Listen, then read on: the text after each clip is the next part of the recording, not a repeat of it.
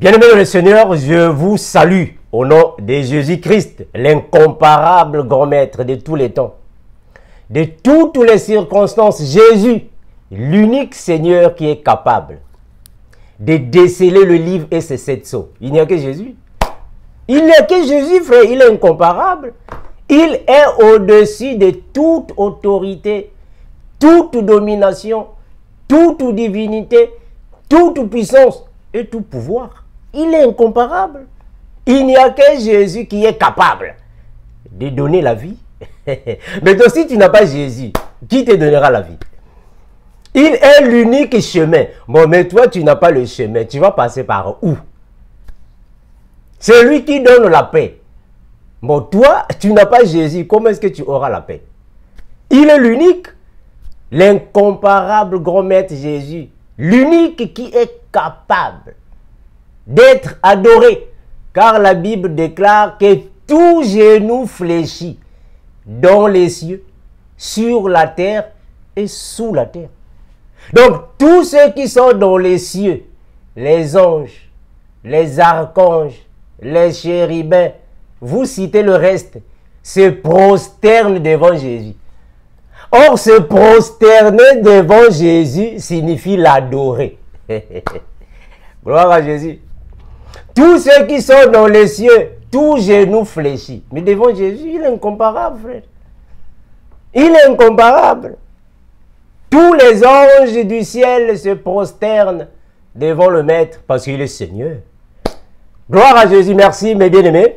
Vous qui aimez la sainte doctrine, nous venons ici, mes frères, afin de présenter l'évangile des apôtres.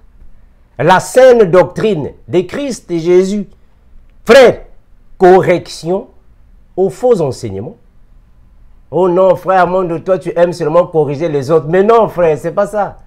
Eh, mes bien-aimés, le frère Armand ne vient pas ici seulement pour corriger les autres, les enseignements des autres. C'est pas ça.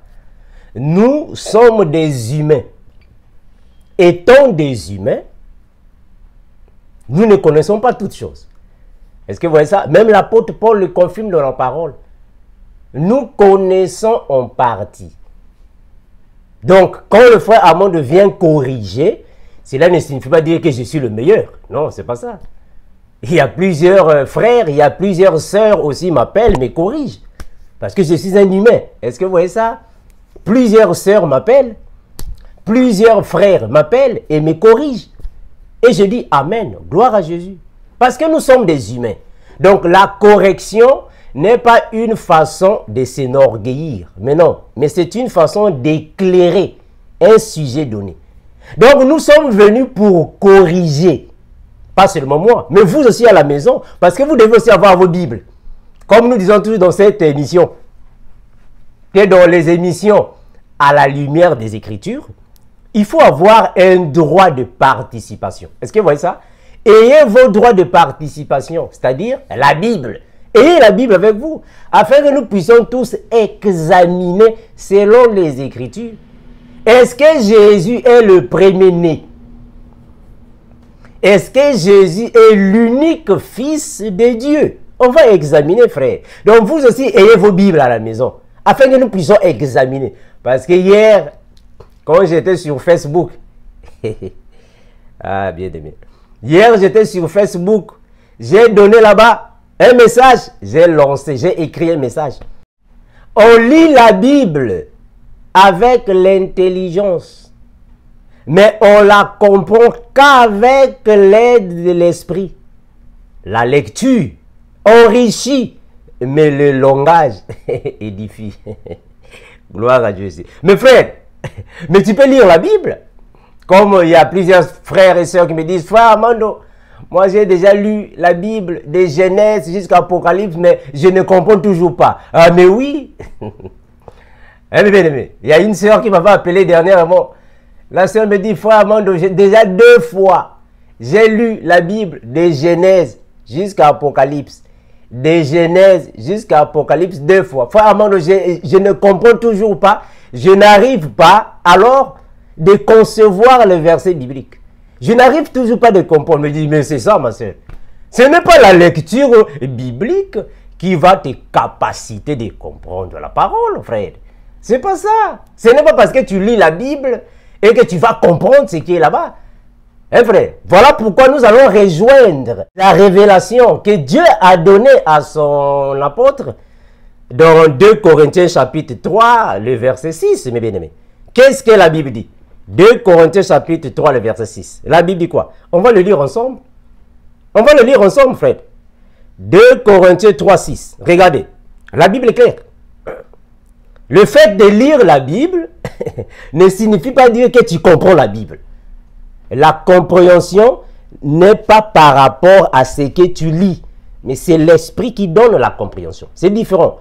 Lire la Bible et comprendre la Bible sont deux choses différentes. Ce n'est pas la même chose. C'est pas la même chose. Regardez. Nous allons prendre un passage biblique. Après, nous allons expliquer. Nous allons corriger les faux enseignements. On va les corriger ensemble. Ce n'est pas moi. Hein, mes bien-aimés. Ce n'est pas le frère Armand qui va corriger. Mais nous allons tous corriger. Parce que vous aussi à la maison, ayez vos Bibles. Et on va tous corriger ensemble. On va examiner les Écritures. Est-ce que Jésus est le premier-né? Maintenant, le deuxième-né, c'est qui? Le troisième-né, c'est qui? Est-ce que Jésus est le Fils unique? Oh, mais s'il est le Fils unique, de quel père sommes-nous fils? On va examiner ensemble, frère. Regardons, je vais reprendre un passage biblique, afin que vous compreniez, frère, que ce n'est pas l'intelligence, ce n'est pas la lecture qui capacite quelqu'un de comprendre la Bible. Mais c'est l'esprit. On comprend la Bible par l'esprit. C'est l'esprit. Regardez. 2 Corinthiens 3, 6. La Bible déclare ainsi. 2 Corinthiens 3, 6. On va chercher ça afin que nous comprenions tous ce qui est ici écrit. 2 Corinthiens 3, 6. La Bible déclare ainsi. Et vos Bibles, mes bien-aimés, afin que nous marchions ensemble. 3, 6. La Bible déclare ainsi. Il nous a aussi rendus capables. Il nous a aussi rendus capables d'être ministres d'une nouvelle alliance. Non de la lettre, mais de l'esprit. Ah, il faut comprendre ça. Car la lettre tue, mais c'est l'esprit qui vivifie. Ah, est-ce que vous voyez ça? La lettre tue, mais c'est l'esprit qui vivifie. En d'autres termes, nous pouvons connaître la lettre. Nous pouvons lire la Bible de Genèse à Apocalypse, mais c'est la lettre. C'est la lettre.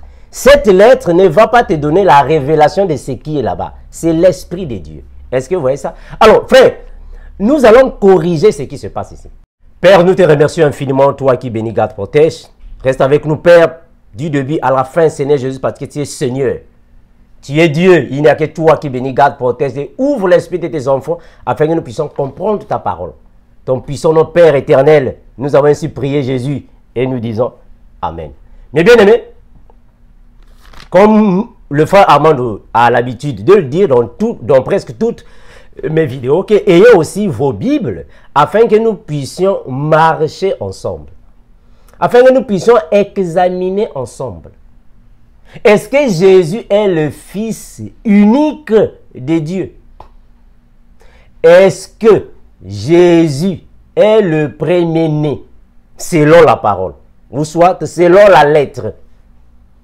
Jean chapitre 1. On commence, nous sommes dans Jean. Jean chapitre 1, ou Jean chapitre 1er si vous voulez. Le verset 18, la Bible déclare ainsi. Personne n'a jamais vu Dieu, le Fils unique qui est dans le sein du Père, et c'est lui qui l'a fait connaître. Oh, Fred. Le Fils unique. D'ailleurs, mes bien-aimés, qu'est-ce que signifie unique? Qu'est-ce que signifie unique?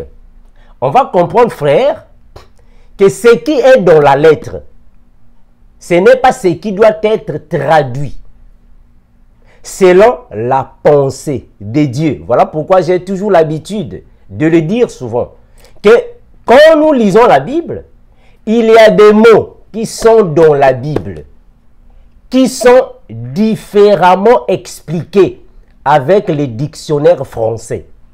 C'est différent, ce n'est pas la même chose. Vous allez chercher un dictionnaire la rousse des poches, pour chercher dans le dictionnaire français ce qui signifie un mot biblique. Ça ne va pas donner la même définition. La Bible était un problème d'esprit et non de la lettre. Est-ce que Jésus est le Fils unique? Bon, on va se poser la question. Si réellement, unique signifie qu'il est le seul, maintenant nous, de quel père sommes-nous fils? Maintenant, pourquoi nous disons que nous avons l'esprit du Père? Oh, mais le Père a un Fils unique, non? Que dit la parole? On va arriver, mes frères. Prenez vos Bibles, comme je l'ai dit. Partons dans Jean 3,16. Jean chapitre 3, le verset 16. Frères, ayez aussi vos Bibles à la maison. Mes bien-aimés, ayez vos Bibles à la maison. Les chrétiens, vous qui avez reçu l'esprit du Père, ayez aussi vos Bibles afin que nous marchions ensemble. Jean chapitre 3, le verset 16. Que dit la parole? La Bible dit ainsi. La Bible déclare ainsi. Jean 3, 16. La Bible déclare ainsi. On va lire ensemble, mes bien-aimés. Car Dieu a tant aimé le monde qu'il a donné son Fils unique. Afin que quiconque croit en lui ne périsse point, mais qu'il ait la vie éternelle. Mais comment est-ce que Jésus est le Fils unique alors que le Père a plusieurs fils? Donc nous comprenons qu'il ne s'agit pas ici d'un Fils unique dans le sens francisé. Est-ce que vous voyez ça? Ce n'est pas selon la lettre, c'est selon la pensée divine. C'est selon la promesse. C'est selon les promesses spirituelles. On va arriver, nous avançons. Est-ce que vous voyez ça? Parce que dit Jésus lui-même? Matthieu chapitre 6, le verset 9. Regardons. Matthieu chapitre 6, le verset 9. Frère Armando, j'ai déjà lu la Bible de Genèse à Apocalypse. Je n'ai toujours pas compris. Mais ce n'est pas une question de lettres. Bien aimé. Oh frère Armando, moi aussi j'ai les manuscrits. Frère, ce n'est pas une question de manuscrits. C'est une question de langage spirituel. La Bible a un langage. Ce n'est pas une question de manuscrits. Moi, j'ai les manuscrits. C'est un problème de langage spirituel. Regardez. Je disais que j'étais dans Matthieu. Voilà. Matthieu chapitre 6, le verset 9. Que dit la parole? Matthieu 6, 9. Est-ce que Jésus est le Fils unique de Dieu selon la lettre? Nous disons non. On doit corriger ça. C'est faux et archi faux. On doit corriger ça. Matthieu 6, 9. Qu'est-ce que Jésus lui-même a dit? Regardez. Matthieu 6, 9. Jésus dit ainsi. Voici donc comment vous devrez prier. Notre Père. Oh, mes frères. Mais on a dit qu'il est le Fils unique, non? On n'a pas dit ici qu'il est le Fils unique. Mais comment on va encore prier notre Père qui est aux cieux? Mais Jésus est le Fils unique, non? Comment est-ce que notre Père? Vous ne voyez pas qu'il n'y a pas de sens? Jésus est le Fils unique de Dieu. Ok. Mais comment il va encore nous dire de prier notre Père qui est aux cieux? Il fallait que ça soit ton Père qui est aux cieux. Parce que c'est son Père à lui. Vous ne voyez pas ça, frère? Nous sommes en train d'examiner. Il faut examiner. Il faut examiner toutes choses, frère. Notre Père qui est aux cieux. Mais donc, il a plusieurs fils. Est-ce que vous voyez ça? Donc, il a plusieurs fils. Donc, Jésus n'est pas l'unique fils selon la lettre. Selon les manuscrits. Mes frères. Mes frères. Donc, c'est selon la promesse. C'est selon les promesses divines. Vous savez pourquoi? Mais parce que dans la Bible, Isaac aussi est appelé fils unique d'Abraham. Mais je vous pose la question, est-ce que Isaac est réellement le fils unique d'Abraham? Mais nous disons non. Nous disons non. Genèse chapitre 22. On doit aller dans la Bible, frère. On doit aller dans la Bible. Genèse chapitre 22. Regardez. Frère, ayez vos Bibles. Hein, frère?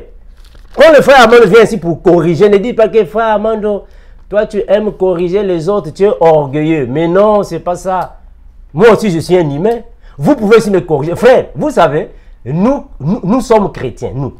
Nous sommes chrétiens. Un chrétien, c'est celui qui a reçu Jésus dans sa vie. 2 Corinthiens 5, 17. Si quelqu'un est en Christ, il est une nouvelle créature. Nous avons l'esprit de Christ, donc nous avons l'humilité.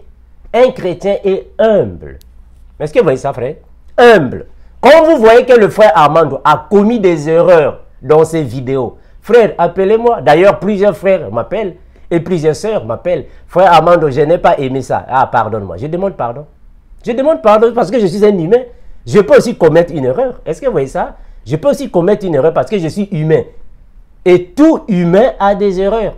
Tout humain a des qualités. Donc, comprenez quand même que le frère Armando a ses erreurs et ses qualités. Est-ce que vous voyez ça? C'est comme tout le monde. Tout le monde a ses erreurs et ses qualités. Maintenant, là où il y a des erreurs, mais on doit corriger, non? On doit corriger ça, non? On doit laisser ça comme ça. On doit corriger, non? Hein, frère? On doit corriger. Donc, Jésus-Christ, ou soit Jésus, n'est pas le Fils unique de Dieu selon la lettre.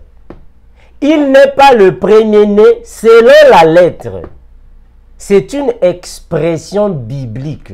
Pourquoi? Mais parce que Genèse chapitre 22. On va commencer au premier verset. Regardons. Genèse chapitre 22. Vous aussi, lisez dans vos Bibles. Lisez dans vos Bibles, frère. Genèse chapitre 22, le verset 1er. Commençons au verset 1er. La Bible dit ainsi. Après ces choses, Dieu mit à Abraham à l'épreuve et lui dit, Abraham. Et Abraham répondit, mais voici Dieu. Et Dieu dit, prends ton fils unique, celui que tu aimes, Isaac. Oh, frère, mais on doit examiner ça. On doit examiner, frère. Donc, ne soyez pas contre le frère Armando. Hein, frère? Ne soyez pas contre moi. Quand nous venons ici pour corriger les faux enseignements, ne soyez pas contre moi. C'est clair, non? Dieu a dit à Abraham, Abraham, prends ton fils, ton unique fils. Oh, mais est-ce que Isaac était l'unique fils d'Abraham? Je vous pose la question. Est-ce que Isaac était l'unique fils d'Abraham? Mais nous disons non. Isaac n'était pas l'unique fils d'Abraham. Parce que Abraham a eu 8 fils. Abraham a eu 8. Parce qu'il faut comprendre, bien aimé, que Abraham, son premier fils était Ismaël avec la servante de sa femme, qui est Agar. Le premier fils d'Abraham, c'est Agar. Notre père Abraham, Agar, parce que c'est nous qui sommes les Israélites. C'est ce que les gens oublient. Ah, frère, mes frères, ça me fait mal, hein, franchement. Les gens oublient que toute personne qui a la foi en Dieu est automatiquement fils d'Abraham, automatiquement israélite. Les gens oublient ça. Les gens continuent de m'appeler frère Armando. Il faut être israélite. Donc, vous oubliez que vous avez affaire avec un original noir. Hein, frère? Vous oubliez ça? Que vous parlez avec un noir original. Ah, frère. C'est dur, hein? Frère, non, revenons ici, s'il vous plaît. Parce qu'aujourd'hui, nous croyons que toutes les nations qui ont reçu Jésus-Christ, tous les païens qui ont reçu l'esprit de Jésus sont automatiquement israélites. Ça aussi, c'est un enseignement que je viendrai avec la semaine prochaine. Qui sont les vrais Israélites? Je viendrai avec. Mais revenons ici. Revenons ici. Tous les chrétiens, je vous salue. Parce que vous tous, vous êtes des Israélites. Tout chrétien est Israélite. On va le démontrer bibliquement. Revenons dans Genèse 22. Dieu est en train d'appeler Isaac le fils unique d'Abraham. Mais nous disons que non, selon la lettre. c'est selon la promesse, ou soit les promesses si vous voulez. Parce que Abraham a eu 8 fils. Son premier fils était avec Agar. Son deuxième fils c'est avec Sarah. Et Abraham, quand Sarah meurt, Abraham a encore eu une autre femme qui s'appelle Ketura. Oh non, frère Mando, montre le verset biblique. Ça va, on va aller là-bas. On va chercher ça. Abraham avait eu une troisième femme, Ketura. Ketura a eu 6 enfants avec Abraham. Donc, au total, Abraham a eu 8 fils. Maintenant, comment est-ce que Isaac est le fils unique? Vous ne voyez pas que selon la lettre, ça ne tient pas debout? Frère, vous ne voyez pas que selon la lettre, ça ne tient pas debout? Maintenant, quand on vient pour corriger ça, frère Armand, tu es orgueilleux. Mais orgueilleux comment? Mes frères, orgueilleux comment? On doit corriger ce qu'il faut, non? Moi aussi, quand je fais, en fait, moi aussi, quand j'enseigne une fausseté, corrigez-moi, non? Frère, la Bible le déclare, non? Exhortez-vous les uns les autres. C'est pas mauvais, non? Si quelqu'un vient exhorter le frère Armando, frère Armando, moi je vais t'exhorter. Je dis Amen. Je suis un humain, on doit m'exhorter, non? Mais donc, si nous corrigeons les uns les autres, est-ce que c'est un signe de supériorité? Mais non. Donc ne dites pas que frère Armando, tu es orgueilleux. Non, je ne suis pas orgueilleux, frère.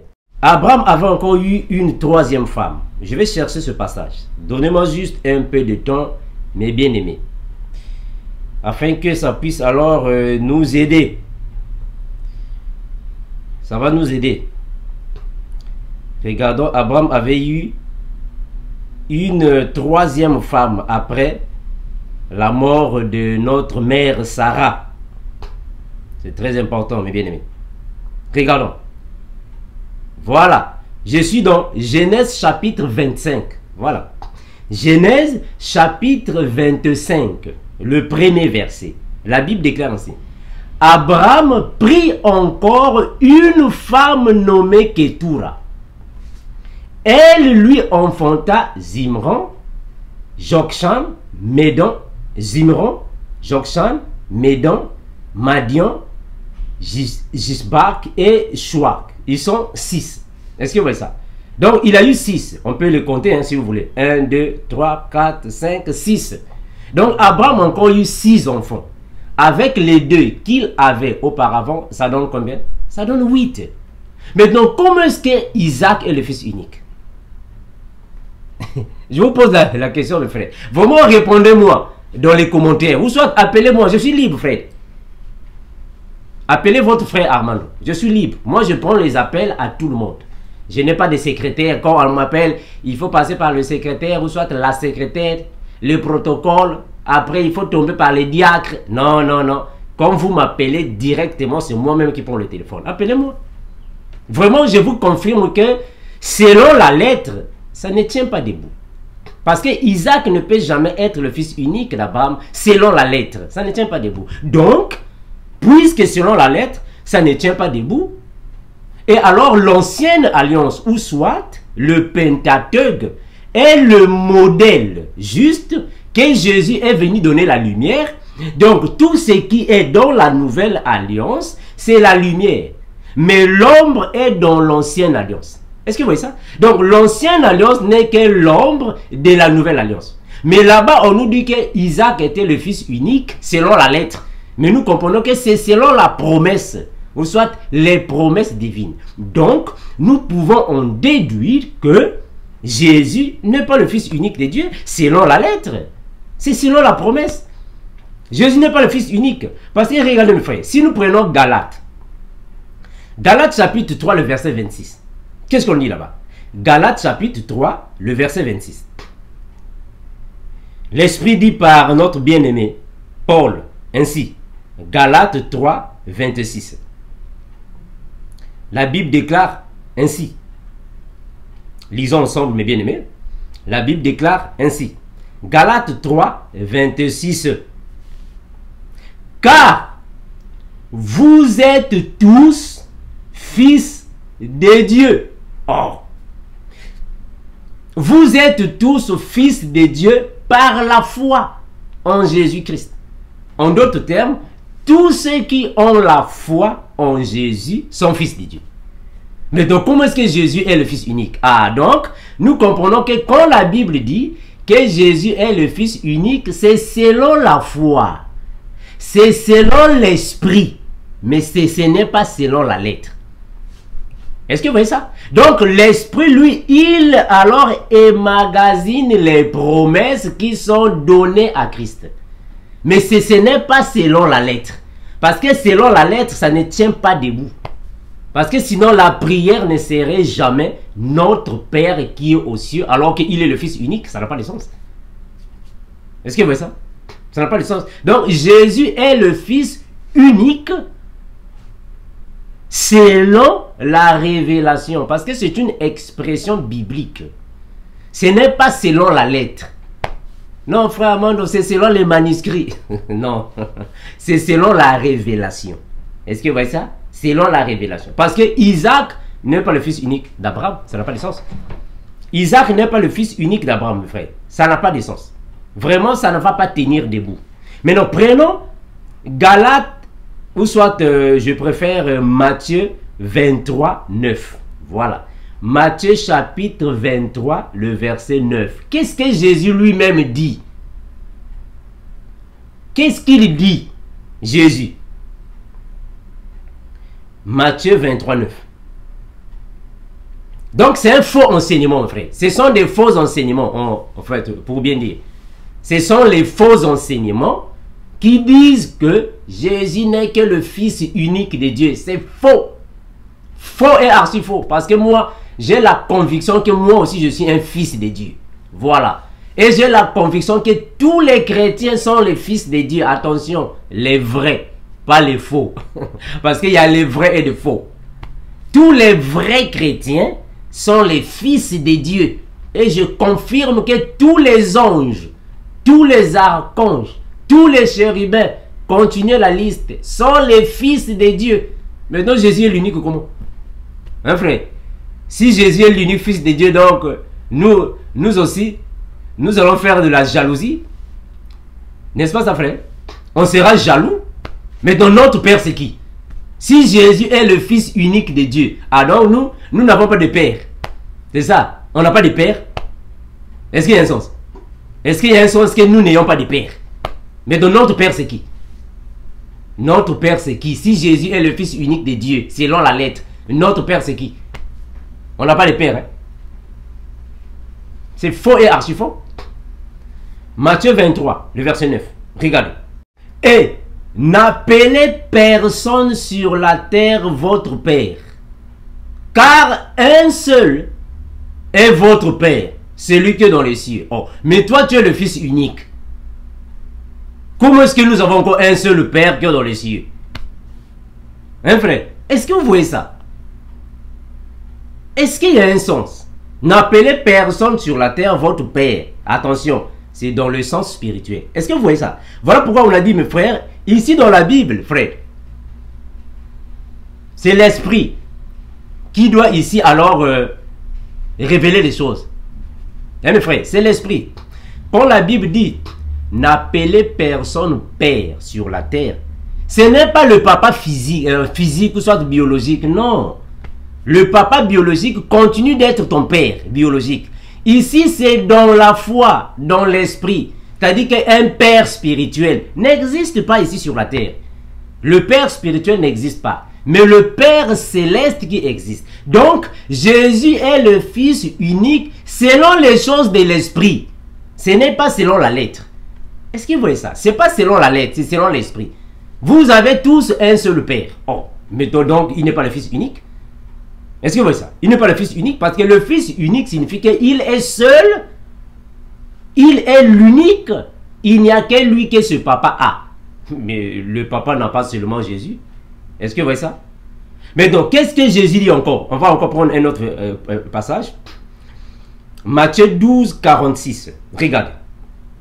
On va commencer. Matthieu 12, 46. Matthieu chapitre 12. Commençons au verset 46. Jésus est le Fils unique de Dieu. Mais dans notre Père, c'est qui? Donc nous, on n'a pas de Père. Hein, frère? On n'a pas de Père. Frère, on doit corriger ça. Hein, frère? On doit corriger ça. Oh non, frère Armando, toi tu aimes seulement corriger, tu penses qu'il n'y a que toi qui connais. Ah, frère. Mais sinon, c'est bizarre. Hein. Mais frère, vraiment c'est bizarre. Hein. Il y a des choses que je ne comprends pas. C'est vraiment bizarre. Donc, les gens aiment les faussetés. Si je venais ici, vous dites, venez bâtir les hôtels. Il faut seulement avoir les hôtels avant d'aller, je ne sais pas quoi. Ah, là, vous allez croire, les gens vont venir nombreux. Mais quand on vous dit qu'on va corriger un passage biblique, vous dites que non, il est orgueilleux. C'est bizarre, hein, frère, c'est bizarre. C'est vraiment bizarre. Quand on corrige quelque chose, il est orgueilleux. Mais vous, quand vous me corrigez, mes frères, c'est bizarre, hein, franchement. Quand le frère Armando vient ici pour corriger un enseignement, les gens disent que je suis orgueilleux. Mais vous, quand vous m'appelez, beaucoup de gens m'appellent. Les frères m'appellent. Les sœurs m'appellent et me reprochent. Me disent non, frère Armando, non, ça et ça que tu as fait, c'est pas bon. J'accepte. Hein, mes frères, moi j'accepte. Je ne vous appelle pas orgueilleux. Bon, maintenant, quand c'est mon tour à moi, il est orgueilleux. Ah, mes frères, c'est dur, hein? Donc, il n'y a que vous qui pouvez me corriger. Moi, je ne peux pas vous corriger. Mes frères, la correction n'est pas un signe de supériorité. Retenez ça, c'est important, mes frères. C'est très important. La correction n'est pas un signe de supériorité. Non. Quand quelqu'un te corrige parce que tu as donné un faux enseignement, cela ne signifie pas dire que la personne là est supérieure à toi. C'est pas ça. C'est pas ça, frère. Parce que dans la vie, personne ne connaît tout. Est-ce que vous voyez ça? Nous ne connaissons pas tout. Il y a des enseignements qui ne sont pas propres pour l'Église. Il y a plusieurs enseignements qui ne sont pas propres pour l'Église. Donc, quand nous venons aussi pour corriger, il ne faut pas bâtir les hôtels. Il ne faut pas dire le Dieu d'Abraham, le Dieu d'Isaac, le Dieu de Jacob. Il ne faut pas faire, soit pratiquer la consécration pastorale. La femme ne peut pas exercer le ministère pastoral. Des choses comme ça que nous corrigeons ici. Hein, frère? La sémence du serpent. Jésus est le Fils unique de Dieu. Il est le premier-né. Ça, ce sont des choses que nous corrigeons. Donc, ne dites pas que nous sommes orgueilleux. Ce n'est pas ça, frère. Corriger un enseignement ne signifie pas dire que tu es supérieur. Ce n'est pas ça. On corrige quelque chose afin que vous ayez alors l'éclairage sur le sujet. C'est ça, mes frères. Nous sommes les humains. Nous, moi, j'ai des aînés. J'ai des aînés dans la foi qui m'appellent. D'ailleurs, je salue en passant le pasteur Binel Kinanga qui m'appelle, qui me donne aussi des corrections. Qui dit non, non, non, ici c'est pas ça. Ça c'est ça, c'est ça. Ici c'est pas ça. Ça c'est ça, c'est ça. Qui donne des corrections, c'est comme ça. Comme je suis un humain, j'assume. Il y a même des sœurs qui m'appellent. Plusieurs sœurs. Non frère Armando, ça ce que tu as fait n'est pas bon. Ça et ça c'est pas bon. Je demande pardon, j'assume. Moi j'accepte humblement. Parce que nous sommes humbles, nous avons l'esprit de Christ. Humble. Être humble ne signifie pas dire que tu es faible. Non, c'est pas ça. Vous voyez le Seigneur Jésus, là-bas en Israël. Jésus en Israël. Quand les huissiers sont venus alors attraper le Seigneur. Quand Jésus était accusé, quand Jésus avait été malmené, qu'est-ce que la Bible dit? Il était comme une brebis qu'on amène à une boucherie. Il n'a pas ouvert sa bouche. Est-ce que vous voyez ça? Il était humble. Mais cela, attention, cela ne signifie pas dire que Jésus est faible. Mais non. Ah non. Ce n'est pas parce que Jésus n'a pas ouvert sa bouche. Il était comme une brebis qu'on amène à la boucherie. Il est faible. Attention. Il n'est pas faible, mais il est humble. C'est ça la différence. Hein, frère? Donc, quand nous corrigeons un enseignement, ne soyez pas contre le frère Armando. Il n'est pas orgueilleux. Est-ce que vous voyez ça, frère? Donc, mes frères, on doit corriger ce qui est faux. Jésus est le Fils unique de Dieu. C'est faux. Ce n'est pas selon la lettre. Attention. Ici, dans la lettre, on a bien écrit que Jésus est le Fils unique de Dieu. Nous disons Amen. Mais c'est la lettre. Ne prenez pas ça dans le vrai sens. C'est un sens figuré. Est-ce que vous voyez ça? Ici, c'est un sens figuré. Mes bien-aimés, vous devez retenir ça. C'est un sens figuré. Donc, on va évoluer. Qu'est-ce que Jésus a dit? Matthieu chapitre 12, le verset 46. Matthieu 12, 46. La Bible déclare quoi? Matthieu 12, 46. Examinez toutes choses. Retenez ce qui est bon. Ah, donc il y a aussi des choses qui ne sont pas bonnes. Ah, voilà. Matthieu 12, 16. J'espère que c'est ça, non? Matthieu 12, 16. Matthieu 12, non, prenons Matthieu 12, 46, c'est mieux. Voilà. Matthieu chapitre 12, le verset 46. Matthieu 12, 46. Qui déclare la parole. On va chercher le passage. Matthieu 12, 46. La Bible déclare ainsi. Matthieu 12, 46. Je vais chercher ça rapidement. Voilà. Matthieu 12, je vais commencer à partir du verset 46. La Bible déclare ainsi. Comme Jésus s'adressait encore à la foule, voici sa mère et ses frères qui étaient dehors cherchèrent à lui parler. Ici, la mère, c'est Marie. Les frères, ce sont les enfants de Marie. C'est clair, les enfants de Marie. Quelqu'un lui dit, voici ta mère et tes frères sont dehors et ils cherchent à te parler. Mais Jésus répondit à celui qui lui disait, qui est ma mère et qui sont mes frères. Puis s'étendit la main sur ses disciples, il dit, voici ma mère, voici mes frères, car quiconque fait la volonté de mon Père qui est dans les cieux, celui-là est mon frère, et ma soeur, et ma mère. Ah, est-ce que vous voyez ça? Donc nous comprenons que Jésus lui-même, il confirme. Donc mes frères, Jésus est en train de confirmer lui-même qu'en réalité, étant le Fils unique, ne signifie pas qu'il est le seul. Non. Le Fils unique, c'est dans le sens spirituel. C'est une expression biblique. Tous ceux qui ont la foi en Christ sont les fils de Dieu. Est-ce que vous voyez ça? Nous sommes tous fils de Dieu parce que nous avons la foi. Maintenant, est-ce que Jésus est le premier-né? Mais bien aimé, on doit se poser aussi ces questions. Est-ce que Jésus est le premier-né de Dieu? On va parcourir la parole ensemble. Prenons Colossiens chapitre 1, le verset 15. Colossiens chapitre 1, le verset 15. Jésus est le premier-né. Est-ce que c'est selon la lettre ou c'est une expression biblique? Colossiens 1, prenons le verset 16. Colossiens 1, 16. Non, prenons 15, c'est mieux mes frères. 15. Colossiens chapitre 1er, le verset 15. La Bible dit ainsi. Il est l'image du Dieu invisible, le premier-né de toute la création. Est-ce que c'est selon la lettre ou selon la naissance? Mes bien-aimés, est-ce que Jésus est réellement le premier-né selon la lettre, selon la promesse, ou c'est une expression biblique?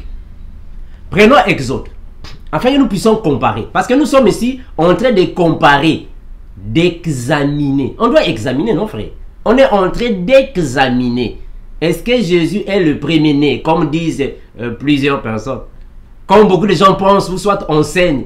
Regardez ici, on a bien écrit, il est le premier-né de la création. Ok, le premier-né. Mais on doit parcourir la Bible afin d'examiner. Mes frères, examinons la Bible. Qu'est-ce que la Bible dit? Si Jésus est le premier-né. Ok, on va examiner ensemble. On va examiner. Exode chapitre 4, le verset 22. Regardez. Exode chapitre 4, le verset 22 et 23. Lisons ensemble. Exode 4, 22 à 23. Que dit la parole? Exode chapitre 4, le verset 22 à 23. La Bible déclare ainsi. Tu diras à Pharaon, c'est Dieu qui dit à Moïse, tu diras à Pharaon, ainsi parle l'Éternel. Israël est mon fils, mon premier-né. Oh. Mais là-bas, on a dit que Jésus est le premier-né, non? Bien frère. On a dit dans Colossiens là-bas que Jésus est le premier-né. Mais donc, comment est-ce que Israël aussi va être le premier-né? Mais finalement, Dieu a combien de premiers-nés? Hein, frère? Dieu a combien de premiers-nés? Examinez aussi ça avec vous. Hein, frère?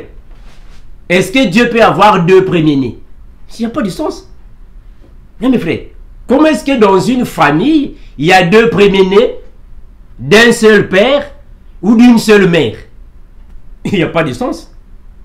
Parce que nous avons un père, mais nous avons aussi une mère. J'espère que j'avais déjà enseigné sur ça. Nous avons aussi une mère. Notre mère, c'est la Jérusalem céleste. On va donner le passage biblique. Je vais chercher ça. Regardons. Alors, tu diras à Pharaon, ainsi parle l'Éternel. Israël est mon fils. Oh, mais Jésus est le fils unique, non? Mais comment Israël est aussi le fils de Dieu? On n'a pas dit ici que Jésus est le fils unique. Mais comment est-ce que Dieu lui-même dit encore que Israël est mon fils? Hein, frère? Ce sont des expressions bibliques. Ce sont des expressions, frère, bibliques. Regardez. Mon premier-né, je te dis, laisse aller mon fils pour qu'il me serve. Si tu refuses de laisser aller, voici je ferai périr ton fils et ton premier-né. Ah, donc Israël ici est le premier-né de Dieu. Maintenant, comment est-ce que Jésus est le premier-né? Finalement, il y a combien de premiers-nés? Hein, frère? Finalement, il y a combien de premiers-nés? On va retourner ici, frère. On va encore chercher un autre verset biblique afin que nous comprenions, frère. Ça veut dire quoi, le premier-né? Le premier-né ici signifie quoi? Mais frère, il faut comprendre une chose, que la Bible a un langage. Je l'ai toujours dit. La Bible a un langage. Nous allons prendre quelques versets bibliques afin que nous puissions comprendre en réalité. Cela signifie quoi? Être premier-né ne signifie pas être le premier dans une famille selon la révélation. Parce qu'on va comprendre, mes frères, que dans l'ancienne alliance, il y a plusieurs choses qui ont été dites selon la lettre, selon la chair. Mais dans la nouvelle alliance, la lumière nous donne spécifiquement la signification selon l'esprit. Est-ce que vous voyez ça? La Bible peut nous éclairer par rapport à cela. Prenons Actes des Apôtres, chapitre 26, verset 23. Regardez. Acte 26, 23. Acte 26, 23. La Bible déclare ainsi. Hein? Acte 26, 23. La Bible déclare ainsi. Regardez mes bien-aimés. La Bible dit ainsi. Savoir que le Christ souffrait et que ressuscité le premier d'entre les morts, il annoncerait la lumière au peuple et aux nations. Gloire à Jésus. Pas seulement en Israël, non, aux nations. Donc toutes les nations païennes sont devenues les fils de Dieu, ceux qui ont reçu Jésus. Ça va? Donc il n'est pas le fils unique, selon la lettre. Donc ici on nous confirme que Jésus n'est pas seulement le premier-né de la création. Donc nous comprenons ici que le premier-né des morts, cela ne signifie pas que les morts ont une famille. Hein, voilà, c'est comme si tous les fantômes, les morts ont formé une famille et c'est Jésus qui est le premier-né. Mais non, non. C'est une expression biblique. Être le premier des morts est une expression biblique. Cela signifie quoi? On va toujours aller dans la Bible. Parce que la Bible répond à elle-même. Est-ce que vous voyez ça, frère? Voilà pourquoi on a toujours dit, mes frères, la Bible, c'est le langage. La Bible, c'est le langage. Ce n'est pas la langue, le langage. Si tu ne comprends pas le langage de la Bible, tu peux lire des Genèse, Apocalypse. C'est le langage avec la Bible, le langage. Je vais prendre 1 Corinthiens 15, 23. Bon, essayons d'abord là-bas, on va voir. 1 Corinthiens 15, 23. J'espère que c'est le verset que je suis ici en train de chercher. 1 Corinthiens 15, 23, qui dit la parole ici. Cherchons ensemble, vous aussi à la maison, frères, lisez vos Bibles. 1 Corinthiens chapitre 15, verset 23. Mais bien aimé, si le frère Armando vient ici chaque fois vous dire que vous aussi ayez vos Bibles, afin que nous puissions marcher ensemble, c'est pour que vous ne soyez pas trompés. Parce qu'aujourd'hui, il y a beaucoup de gens qui viennent soi-disant vous parler de la parole, mais ne vous aident pas de marcher avec eux. Quand on donne les versets bibliques, vous aussi à la maison, ouvrez la Bible, afin que nous puissions marcher ensemble. Je vous ai toujours dit, et je vais continuer de le dire, moi, votre frère, votre humble frère, je continuerai de vous dire la même chose. Quand je vous dis, marchez ensemble avec la Bible, si vous constatez des erreurs, appelez-moi. Hein, mes frères, si vous constatez des erreurs, si vous constatez des choses à corriger, appelez-moi. Frère Armando, tu avais dit ceci, cela, moi je ne suis pas d'accord. On va en parler. Est-ce que vous voyez ça? On va lire la Bible. Si réellement c'est moi qui ai commis une erreur, alors je vais demander pardon. D'ailleurs, je l'ai déjà fait à maintes reprises. Pardonne-moi, ça, au fait, c'était comme ceci, comme cela. Ça, c'était comme ceci, comme cela. Nous sommes humbles. Ah, voilà. Nous sommes humbles parce que nous sommes les enfants de Dieu. On peut demander pardon même à la télé, en public, parce que nous sommes enfants de Dieu. Est-ce que vous voyez ça? Donc, même en public, on vient ici, on demande pardon. Non, vraiment, ça, c'était une erreur. Vous allez me pardonner, je demande pardon. Demander pardon n'est pas un signe de faiblesse. Ah, voilà, c'est ça les enfants de Dieu. Un enfant de Dieu peut demander pardon, cela n'est pas un signe de faiblesse. C'est plutôt un signe du fruit de l'esprit, l'humilité, la douceur. Alors, je disais qu'on doit prendre 1 Corinthiens chapitre 15. Voilà le verset 22. 1 Corinthiens 15, 22 et on va descendre. Le verset 22. Et comme tous meurent en Adam, de même, aussi tous revivront en Christ. Mais chacun en son rang. Voilà, regardez. Chacun en son rang. Christ comme prémisse. Gloire à Jésus. Est-ce que vous comprenez là, mes bien-aimés? Christ comme prémisse. Et puis, ceux qui appartiennent à Christ lors de son avènement. Ah, voilà. Mes frères, ici, l'apôtre Paul, inspiré par le Saint-Esprit, le Seigneur Jésus qui lui a dit, parce que tout ce que Paul a écrit, ce n'est pas Paul qui l'a écrit, c'est Jésus qui a dicté à Paul. Donc Paul ne faisait qu'écrire. Oh non, frère, c'est faux, ça va. Éphésiens chapitre 3, verset 3. Lisez là-bas, non? On écrit que là-bas. Lisez là-bas. L'apôtre Paul confirme que tout ce qu'il a écrit, tout ce qu'il a reçu, c'est Jésus qui l'a donné ça. Donc ici, l'apôtre Paul est en train de confirmer que quand nous mourons et que nous ressuscitons, chacun ressuscite en son rang. Mais Jésus est le premier. Il est le premier de tous les morts. D'autres termes, il est prémisse. Prémisse ici signifie tout simplement le premier. C'est-à-dire que dans la culture juive, il y avait ce qu'on appelle par les prémices. Je ferai une vidéo afin que j'explique mieux. Les prémices étaient les premières récoltes que on pouvait faire pour alors les présenter au Seigneur afin que votre semence soit bénie. Est-ce que vous voyez ça? Afin que la semence soit bénite par le Seigneur, il faut présenter au Seigneur, il faut consacrer tes prémices. Alors Jésus ici, il est symbolisé comme les prémices de Dieu. Voilà pourquoi Israël est le premier-né de Dieu. Ce n'est pas selon la naissance, c'est selon les prémices. Pourquoi? Parce que Dieu a d'abord choisi Israël comme prémisse et après il est parti chez les nations. Voilà pourquoi dans ma vidéo précédente, j'avais dit que quand Dieu a dit à Osée, Osée, va prendre une femme prostituée et faire des enfants avec elle. C'est une façon de dire que la femme prostituée là-bas, ce sont les enfants qui vont suivre. C'est-à-dire que ce sont les produits qui viendront après les prémices. Jésus, lui, il est comme prémisse. Et nous venons après Jésus. Voilà pourquoi l'apôtre Paul ici, inspiré par le Seigneur, il a dit que « Mais chacun en son rang ». C'est clair, non? Chacun en son rang, comme Christ prémisse.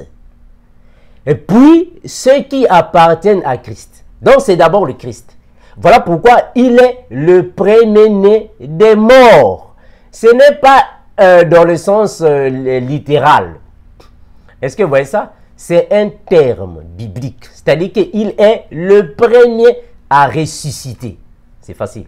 Il est le premier à ressusciter. Alors, quand la Bible dit que Jésus est le premier de la création, alors il faut maintenant aller dans l'ancienne alliance pour comprendre quels sont les caractères spirituels d'un premier-né. C'est ça. Est-ce que vous voyez comment est-ce qu'on marche avec la parole? Hein, mes frères? On marche comme ça avec la Bible. C'est la révélation. La Bible, c'est le langage.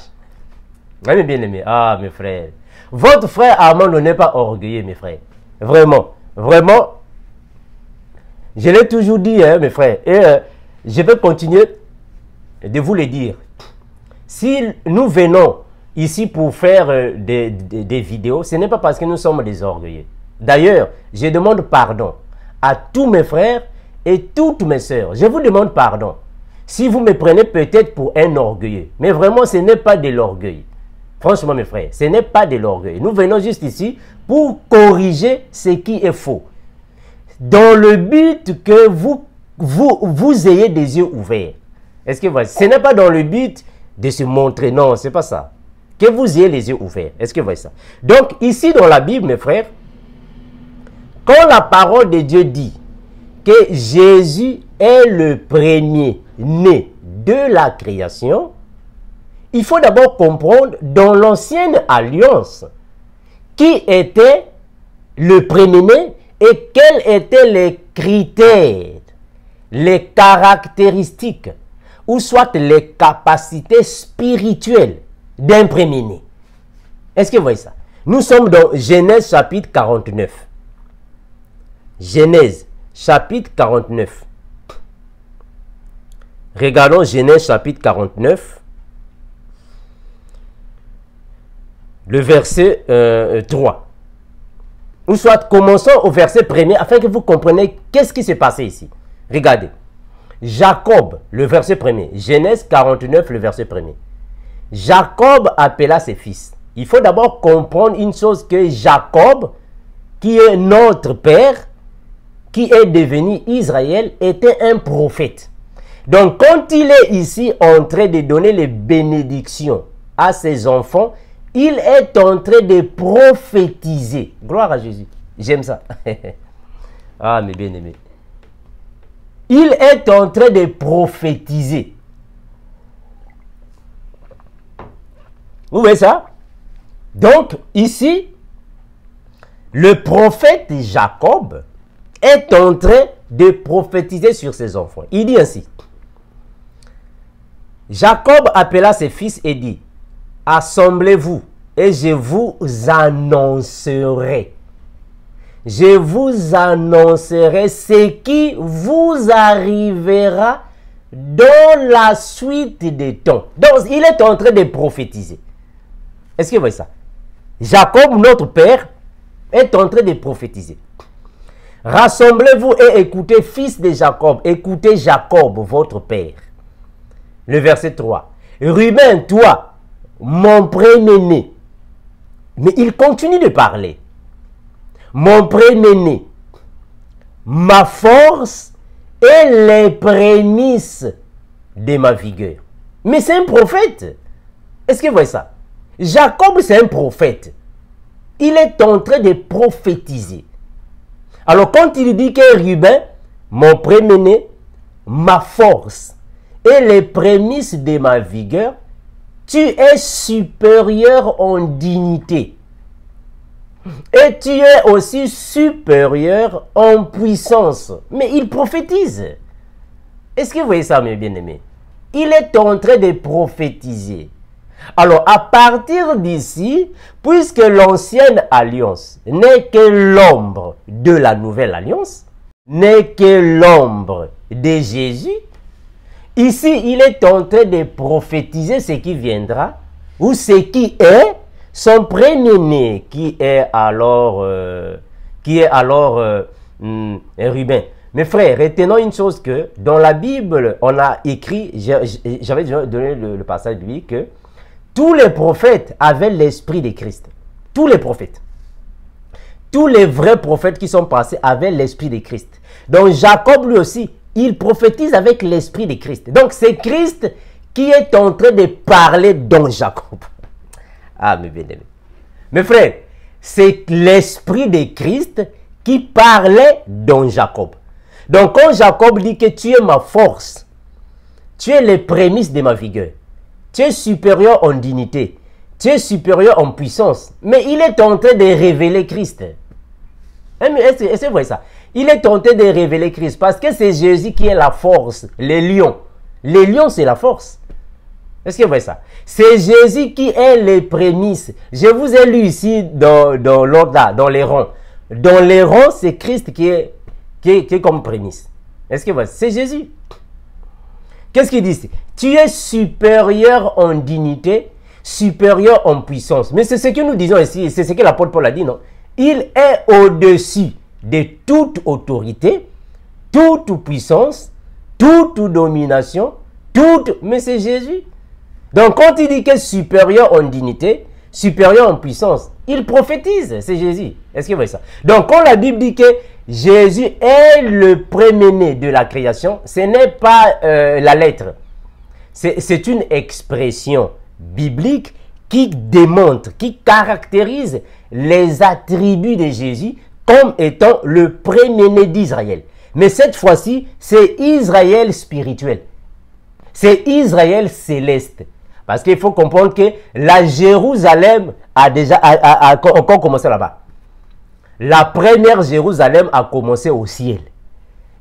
Et la deuxième Jérusalem est ici sur la terre. Donc là-bas au ciel, il y a Israël là-bas. Mais qui sont les Israélites du ciel? Mais c'est toi et moi.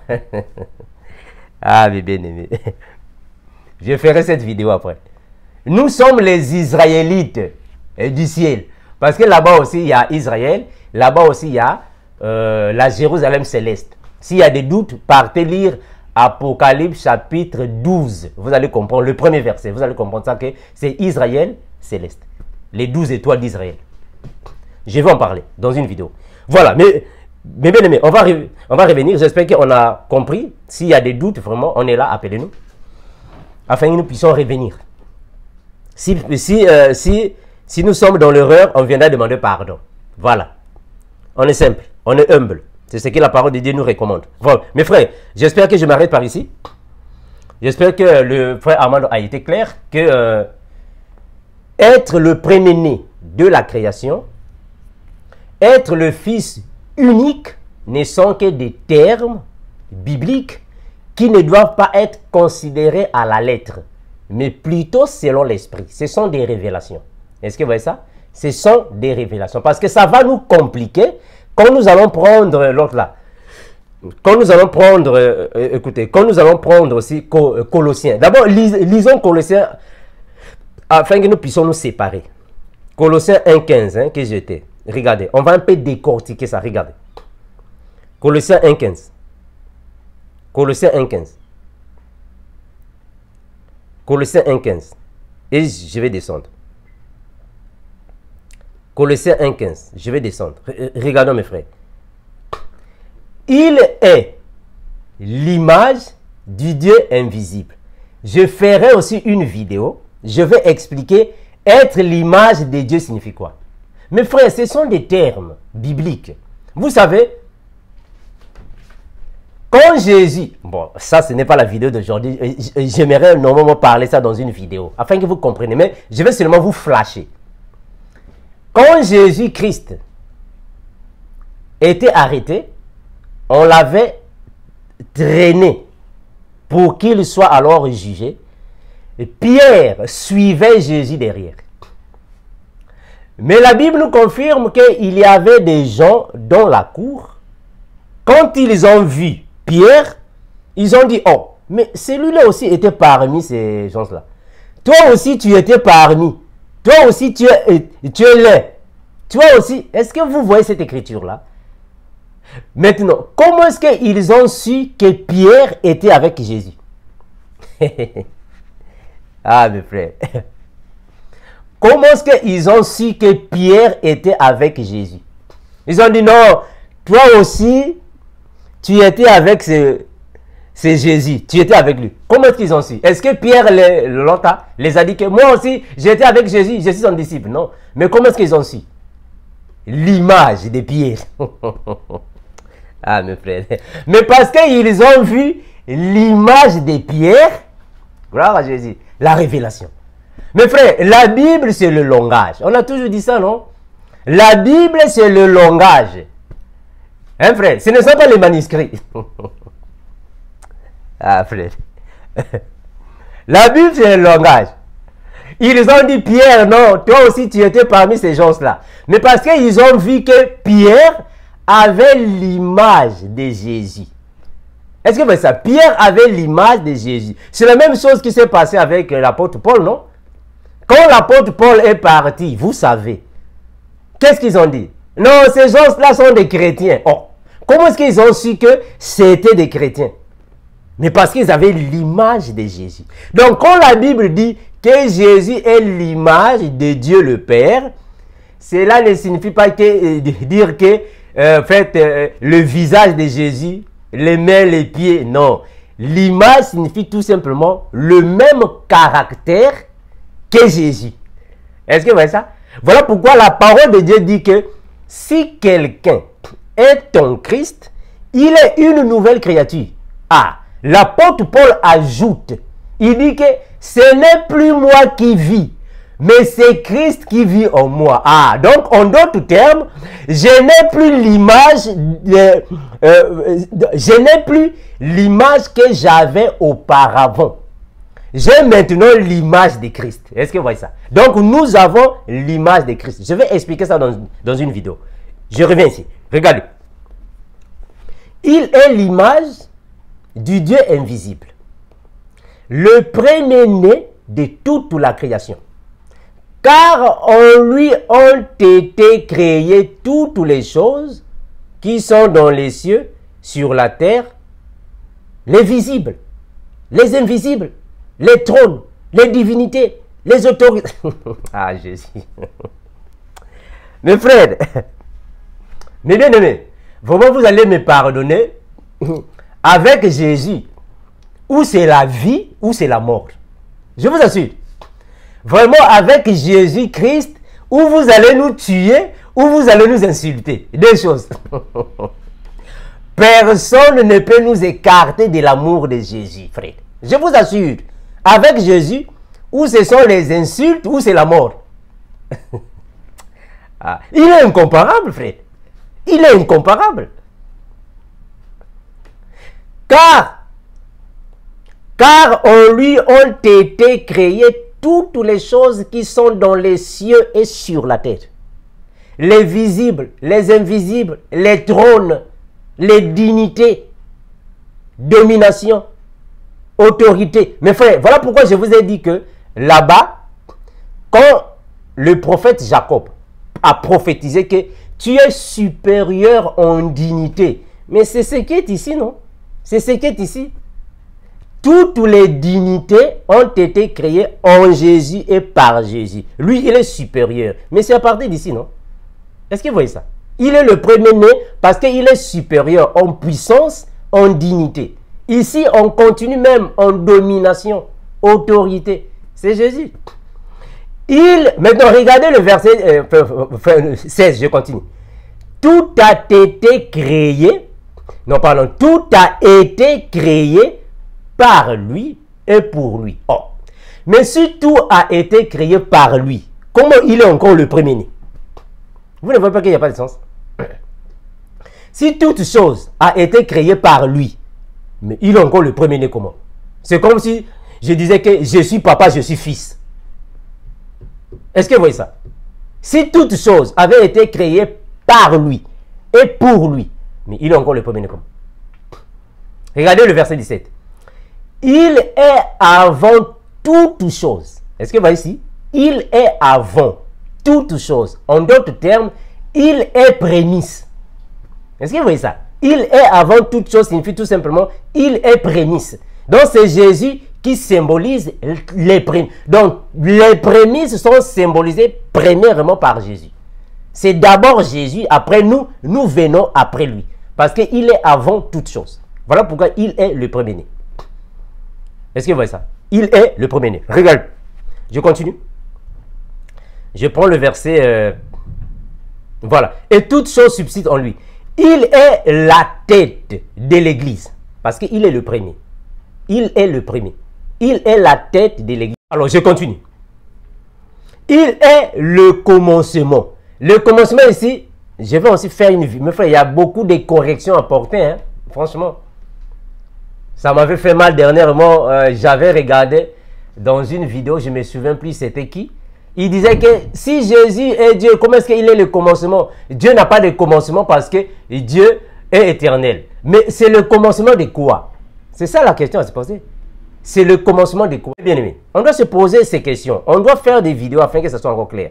Regardez. Le premier-né d'entre les morts. On a déjà expliqué ça veut dire quoi le premier-né d'entre les morts. On a expliqué ça. Ce ne sont que des termes bibliques. On a expliqué ça. Afin d'être en tout le premier. Car Dieu a voulu que toute plénitude habita en lui. On avait déjà expliqué la différence qui existait entre la chair et l'esprit. Jésus et Christ. Je ferai encore une vidéo afin que ça soit encore clair. Merci mes bien-aimés, je m'arrête par ici. Que Dieu nous bénisse, que Dieu nous fortifie. Le frère Aman a toujours dit que nous sommes ici appelés, nous s'il y a possibilité, afin que nous puissions partager la parole, afin que l'église soit éclairée. Nous venons ici mes frères pour alors enseigner l'église et que vous compreniez la vérité des choses. Merci, nous disons toujours et nous allons compter de le dire, Maranatha, l'incomparable grand maître revient bientôt. L'unique Seigneur qui est capable de tout faire. Mais c'est Jésus, frère, l'incomparable Seigneur. Merci, bye.